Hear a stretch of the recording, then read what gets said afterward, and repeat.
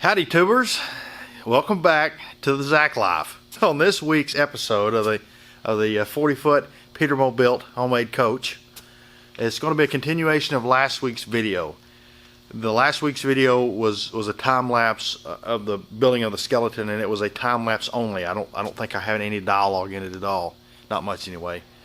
This week I'm gonna give some more technical information and reasons why I did this or reasons why I did that. At the end of the last video, I ended by putting the runners down in the front floor, and after I cut the video the next night, whatever day that was, I painted with epoxy primer, black epoxy primer, the metal that's going to be under the plywood that's on the front floor of the coach. And that's where this video is going to pick up. I didn't record painting it, but the paint's on and dry, and we're going to put the floor in next. I got the doors coming. The windows are here. They're in a big crate outside. We're going to go open them. The compartment doors are headed this way. I should have them this week. I guess that's about it. We're just going to jump back into this thing. If you like the video, man, give it a thumbs up and hit the subscribe button. We appreciate it. Let's do it. I'm going to put liquid nails on the, whatever you call those, runners.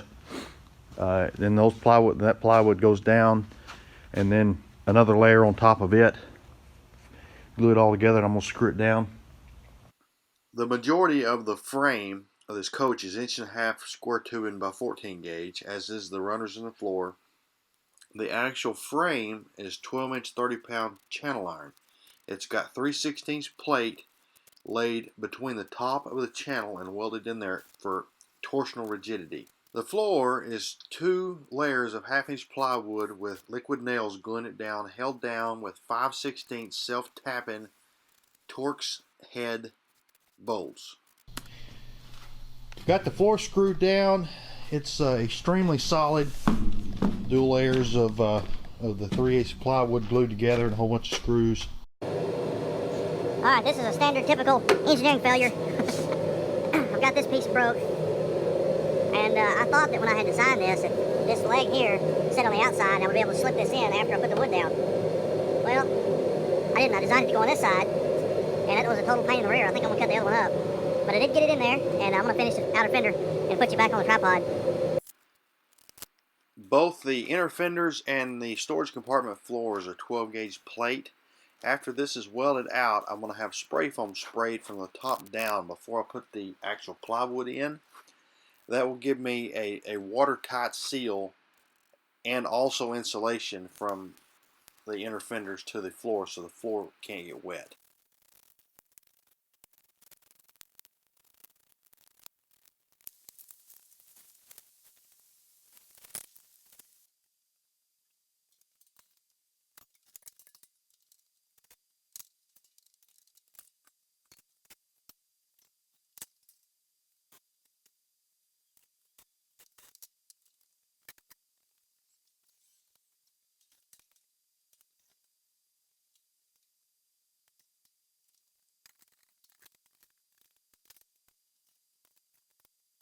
I wanted to check the fit of that, see what it looked like, and I like it. I like the height, they're up high, but that's kind of what I wanted. I'm planning on putting cabinets up above this. You know, you'll sort of have to have a ladder to get to them, step stool or something to step on, but I think we'll have a bunch of good storage that you don't need to get into every day. I'm going to pull that out and frame out the rest of these things. Alright, so after some consideration, and this is not what I wanted, but it's what I'm going to do, I'm going to omit this window here and that window there. That one would have been in the bathroom, and this one here in the closet. And I know it's stupid to put a window in the bathroom and a closet, but it looked cool because they'd been 4 equally spaced windows from the outside. But there's just not room. My closet, I was going to have to move the closet back. I hope y'all can see what's going on here. The closet back to center up with this, and it didn't give room to put a the sink here in the corner, and it was going to be tied against the shower. You see the shower is a different size than what I wanted. It was going to be here, and the window started there. The window's going to be sort of, I don't know, it's just going to be a mess.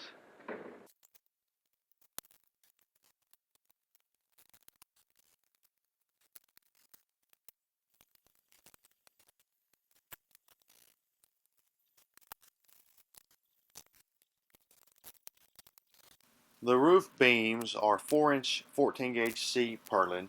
They'll be plenty stout to be able to walk on. If you'll notice here, somewhere right here, there's 3 of these are actually turned backwards, and those 3 are spaced slightly different for a 16.25-inch distance between the faces to accept the overhead RV air conditioners.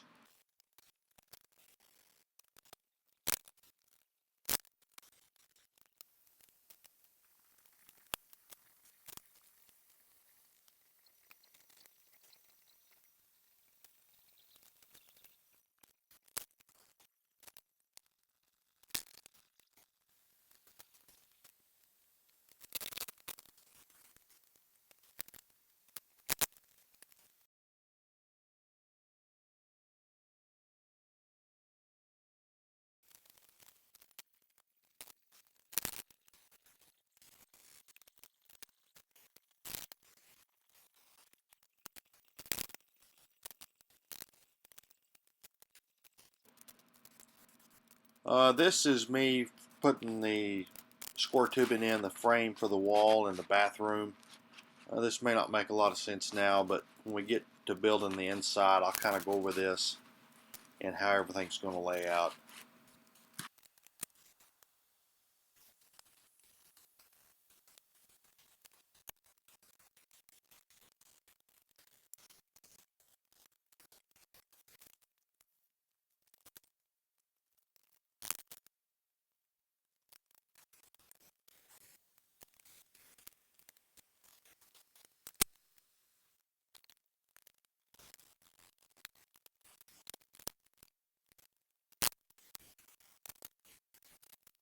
So I got this ledge installed, and this is going to be the outside edge of the upper deck. So it's going to have hardwood or whatever that comes straight down.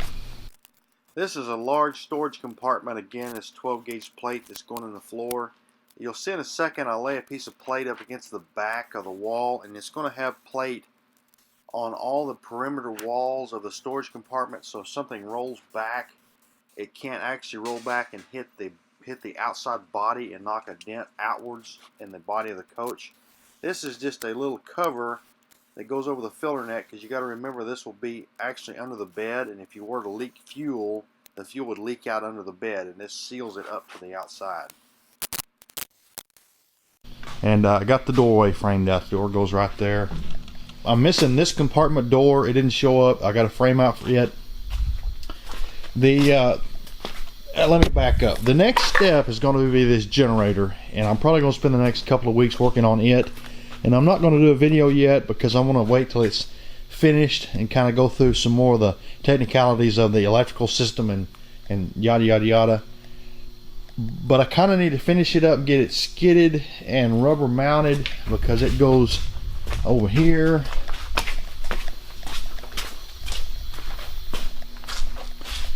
And I need to get it back in there so I can figure out where I'm going to put my doors. And then I got to get the crap tank mounted. It's going to mount here, and the gray water tank is going to mount down in this area between under the crap tank and kind of behind the generator. I need to get all that laid out, and that's going to be my next step. So we probably won't have a video for a few weeks. You know, it's going to take me a while to get all this stuff straight. I got some parts ordered, and I may actually install it without it being finished, but I need everything mounted on it. Anyway, there's probably going to be some more stuff that I'm not going to show. There's just little things like I got a frame out for the step here, and you know, a few little oddball things. It's not really worth time-lapsing. And so anyway, we're going to call the finish line on the skeleton structure part of this thing. Anyway, I guess that's about it. Give it a thumbs up. If you liked it, hit the subscribe button. We appreciate it. Hope you found this interesting, and we will catch y'all here in a week or two.